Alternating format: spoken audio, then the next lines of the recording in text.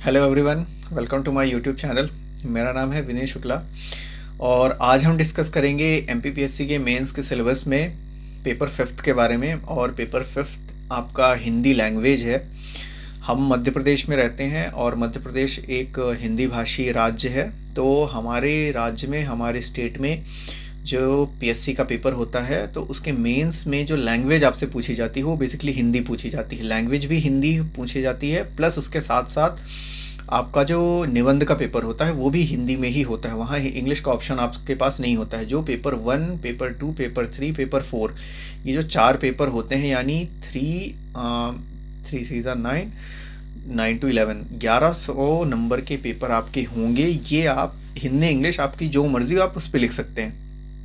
मगर जो paper five होता है और पेपर सिक्स, यानी फिफ्थ पेपर जो लैंग्वेज का हो गया, वहाँ आपको सिर्फ हिंदी का ऑप्शन मिलता है। और जो निबंध का पेपर है सिक्स्थ पेपर, उसमें भी आपको सिर्फ हिंदी का ही ऑप्शन मिलता है।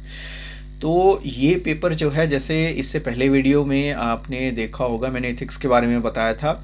तो जिस प्रकार से इथिक्स आपको 75% नंबर दिलाता है, ठीक उसी प्रकार से ये पेपर भी आपको 75% नंबर दिलाएगा, इवन 80% नंबर दिलाएगा। यानी आप टॉपर्स की कॉपी उठा के देखेंगे तो 200 नंबर में से ऑलमोस्ट वो स्टूडेंट्स, वो टॉपर्स 150, 150 to 180 मार्क्स तक स्कोर कर ले जाते हैं। और वो हिंदी की वजह से ही ऐसा होता है।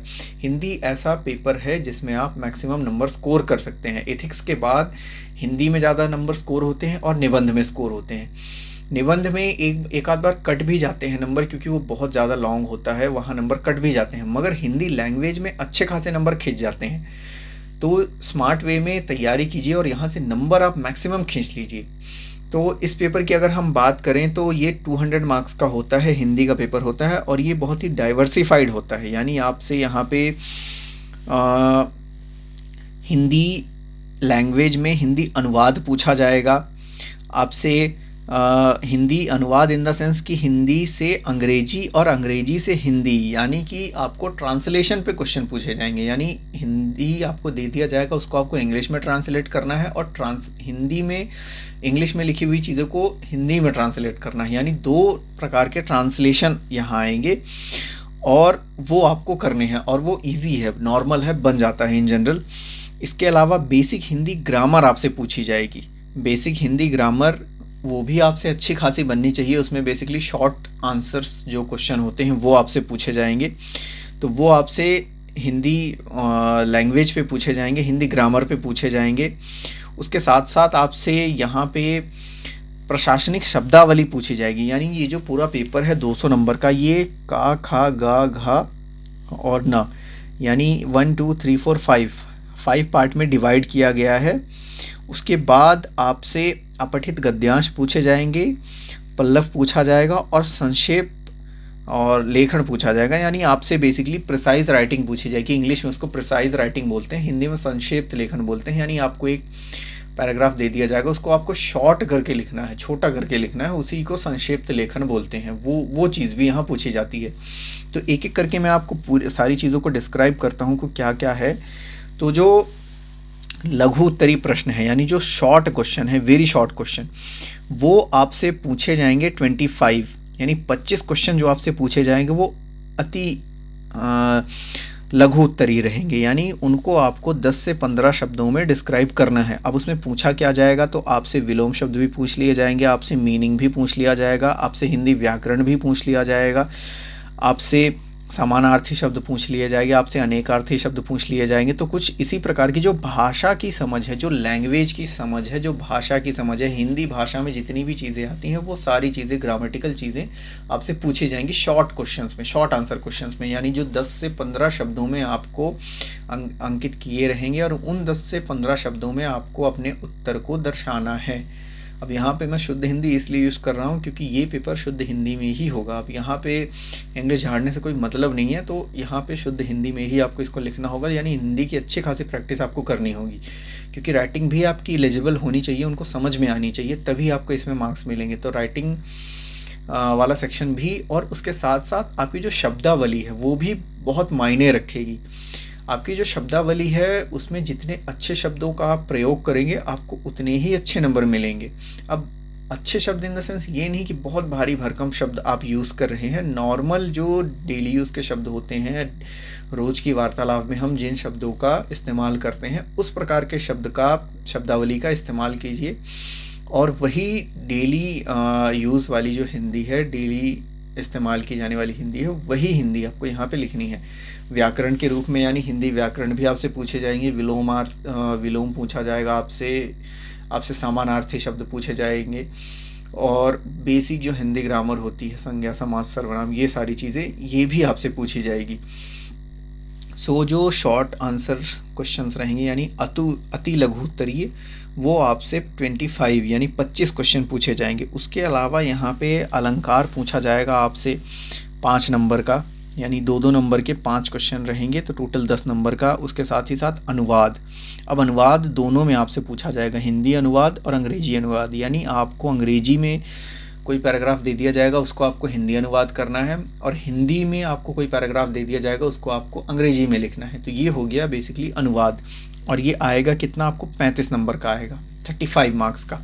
प्लस उसके साथ साथ संधि एवं समास, विराम चिन्ह, ये सारी चीज़ें आप आएंगी, यानी संधि समास बेसिकली आपको बहुत अच्छे से पढ़ के जाना है। संधि समास से डायरेक्ट क्वेश्चन आएंगे, आपको कन्वर्ट करने के लिए भी दिया जाएगा, है ना। जो संधि को अलग अलग करने वाला जो सिस्टम होता है वो भी आपसे पूछा जाएगा, और समास वो भी आपसे पूछा जाएगा, कितने प्रकार के समास होते हैं और संधि विच्छेद कैसे किया जाता है। तो संधि विच्छेद भी आपसे बनना चाहिए, क्योंकि प्रॉपर हिंदी का पेपर है, तो प्रॉपर हिंदी भाषी क्षेत्र में है हम, तो ये सारी चीज़ें आपसे बननी चाहिए। अब आ जाते हैं हम लास्ट वाले सेक्शन में। तो लास्ट वाले सेक्शन में आपसे प्रशासनिक शब्दावली पूछी जाएगी, यानी प्रशासनिक शब्दावली, मुहावरे एवं लोकोक्तियाँ, विलोम शब्द, अनेक शब्दों के लिए एक शब्द, तत्सम तद्भव, पर्यायवाची शब्द, मानक शब्दावली। तो जो मैं आपसे प्रशासनिक शब्दावली के बारे में बता रहा था वो यहाँ पे आएगी, यानी जो अच्छे अच्छे वर्ड्स आप यूज़ करते हैं, माननीय उच्च न्यायालय, तो इस प्रकार की जो शब्दावली है वो आपको यहाँ पे इस्तेमाल करनी है, और वो शब्दावली आपसे बननी चाहिए। बेसिकली कोई भी हिंदी की आप बुक उठाइएगा, चाहे आप कोई भी बुक ले लीजिए, जैसे मैंने बेसिकली जो पढ़ा था, कुसुमलता श्रीवास्तव की मैम की एक बुक आती है हिंदी लैंग्वेज की, वो बेसिकली हिंदी पाठ्यक्रम के लिए होती है, मेंस के लिए, तो वो बुक आपको अच्छी खासी काम कर जाएगी। उसमें ये सारी चीज़ें दी हुई होती हैं। प्रशासनिक शब्दावली एक सेट ऑफ वर्ड्स होते हैं, एडमिनिस्ट्रेटिव टर्मिनोलॉजी करके, और वो हिंदी में उसको प्रशासनिक शब्दावली बोलते हैं। सेम वही चीज़ है, आपसे पूछी जाएगी, और 20 नंबर का पूछा जाएगा, मतलब 1-2 नहीं, अच्छा खासा इंपॉर्टेंस है। प्लस उसके साथ साथ अपठित गद्यांश यानी आपसे जो इंग्लिश में पैसेज होता है, सेम उसी चीज़ को बोलते हैं अपठित गद्यांश। तो आपको एक पैसेज दे दिया जाएगा हिंदी में, और फिर उससे क्वेश्चन पूछे जाएंगे। तो ये हो गया अपठित गद्यांश। अब ये पूछा कितना जाएगा, 20 नंबर का आपसे पूछा जाएगा, यानी ये भी आपसे अच्छा खासा बनना चाहिए। अब भाव पल्लव, तो भाव पल्लव का मतलब होता है कि आपको कुछ लाइंस दे दी जाएंगी, पोइट्री दे दी जाएगी, पंक्तियाँ दे दी जाएंगी, और वो शुद्ध हिंदी में होगी। अब वो लिखी रहेगी, अब उसका आपको भाव बताना है, उसका आपको अर्थ बताना है कि वो कहना क्या चाहता है।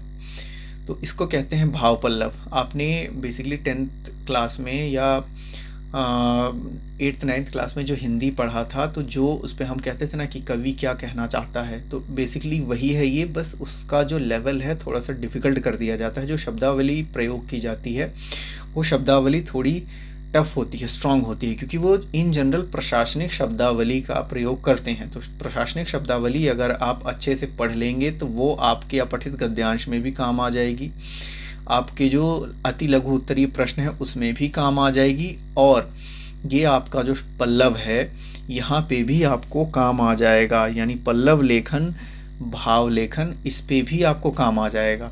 तो प्रशासनिक शब्दावली पे अगर आप पकड़ बना लेते हैं अपनी अच्छी, तो भाव पल्लव आपसे अच्छे से बन जाएगा। आपको बेसिकली यहाँ पे भावार्थ लिखना होगा कि ये पोएट्री कहना क्या चाहता है, पोएट यहाँ पे कहना क्या चाहता है। उसके अलावा संक्षिप्त लेखन, अब संक्षिप्त लेखन यानी एक गद्यांश आपको दिया जाएगा, यानी एक बेसिकली एक पैराग्राफ दे दिया जाएगा, हिंदी में वो लिखा रहेगा, और बहुत ही लॉन्ग रहेगा, वो बड़ा पैराग्राफ रहेगा, उसको आपको शॉर्ट करना है। इंग्लिश में हम इसे प्रिसाइज राइटिंग कहते हैं, और हिंदी में इसी को हम कह देते हैं संक्षेपण, है ना, संक्षिप्त लेखन। तो संक्षिप्त लेखन में आपको बेसिकली एक बड़ा पैराग्राफ दे दिया जाएगा, एक निबंधात्मक, और वो गद्यांश में भी हो सकता है, पद्यांश में भी हो सकता है। इन जनरल गद्यांश के फॉर्म में आता है वो, पैसेज के फॉर्म में आपको बड़ी सी स्टोरी दे दी जाएगी और उस स्टोरी को आपको शॉर्ट करना है, छोटा करके लिखना है। और उस छोटा करने में आपको जो उसका क्रक्स है, उसका जो कंक्लूजन है, वो आपको मिस नहीं करना है। जो वो उसका भाव है, जो उसका कंक्लूजन निकल के आ रहा है, वो आपको वहाँ पे मेंशन करना है। तो ये हो गया आपका आखिरी का संक्षिप्त लेखन। तो ये जो हिंदी का पेपर है 200 नंबर का, तो ये आपको एक अपॉर्चुनिटी देता है कि 200 में आप 160 टू 180 मार्क्स स्कोर कर ले जाएं, और ज़्यादातर लोग के आते भी हैं। क्यों? क्योंकि जीएस के जो 1 to 3 पेपर्स हैं, जीएस के पेपर 1, जीएस का पेपर 2, पेपर 3, उसमें इतने मार्क्स स्कोर नहीं हो पाते हैं। जो टॉपर्स, जो स्टूडेंट्स मार्क्स स्कोर करते हैं, वो पेपर 4 में, पेपर 5 में और पेपर 6 में ही स्कोर करते हैं। पेपर 4 जो होता है आपका इथिक्स होता है, इथिक्स, इंटेग्रिटी, एप्टीट्यूड, उसके बारे में ऑलरेडी हम डिस्कस कर चुके हैं, मैं आपको बता चुका हूँ, आप देख लीजिएगा पिछले वीडियो में जाके। और ये जो पेपर है हिंदी भाषा, यानी पेपर 5, पंचम पद पेपर, ये आपका बहुत इंपॉर्टेंट होता है। इसमें भी आप 200 नंबर में ऑलमोस्ट, आप ये समझिए कि 200 नंबर में आप 150 से 180 नंबर स्कोर कर सकते हैं। आप किसी भी जीएस के पेपर में इतने नंबर नहीं स्कोर कर पाएंगे, 60%, 70% मार्क्स, 80% मार्क्स, मगर आप हिंदी भाषा में स्कोर कर सकते हैं। तो ये पेपर ऐसे होते हैं कि आपके स्कोरिंग पेपर होते हैं, इनको आप मिस नहीं कर सकते। इनमें अगर आपसे मिस्टेक हो रही है तो आप समझ जाइए कि जीएस में आपको बहुत ज़्यादा मेहनत करनी होगी। मेहनत तो ऑलरेडी करनी होगी, सिलेबस तो पूरा का पूरा कंप्लीट करना ही होगा, बट उसके अलावा भी ये 3 ऐसे पेपर होते हैं जो मैक्सिमम स्कोर आपका खींच के देते हैं। यानी अगर लेट्स से कि आपके 800-700 नंबर आ रहे हैं, तो उस पेपर में जो आपको +100 +200 मार्क्स मिलेंगे, तो वो यहीं से मिलेंगे। यानी इथिक्स में आपको दूसरों से लगभग 40 नंबर स्कोर करना है ज़्यादा, आपको हिंदी भाषा में दूसरों से लगभग 40 नंबर स्कोर करना है ज़्यादा, और निबंध में भी 20 नंबर, यानी 40, 40, 40, 80 और 20 नंबर निबंध से, तो टोटल हो गया 100। यानी दूसरों से 100+ आपको अगर स्कोर करना है, तो यही 3 पेपर आपको 100+ मार्क्स दूसरों से 100 नंबर ज़्यादा दिला सकते हैं। तो इन पेपर में आपको ये चीज़ें ध्यान रखनी है। तो ये था एमपीपीएससी का पेपर 5 का डिस्कशन। बाकी आपको इसमें अगर ऐसा लगा हो कि कुछ छूट गया हो तो आप बताइएगा, कमेंट करिएगा, मैं आपको उसके बारे में बता दूंगा। और इससे रिलेटेड अगर आपको प्रीवियस ईयर क्वेश्चन चाहिए कि किस तरह के गद्यांश पूछे जाते हैं, किस तरह का भाव पल्लव पूछा जाता है, किस तरह के यहाँ पे शब्दावली पूछी जाती है, प्रशासनिक शब्दावली वगैरह, किस प्रकार के यहाँ पे व्याकरण से क्वेश्चन पूछे जाते हैं, ग्रामर से क्वेश्चन पूछे जाते हैं, तो अगर आपको इसका प्रीवियस ईयर क्वेश्चन चाहिए तो वो आप कमेंट्स में मेंशन करिएगा, तो मैं आपको वो प्रोवाइड करा दूंगा प्रीवियस ईयर क्वेश्चन। बाकी अगर ये वीडियो आपको कैसा लगा आप कमेंट्स में बताइएगा, और इससे रिलेटेड आपको और वीडियोस कैसे चाहिए वो भी आप कमेंट्स में बताइएगा, मैं आपको वीडियो प्रोवाइड करा दूंगा।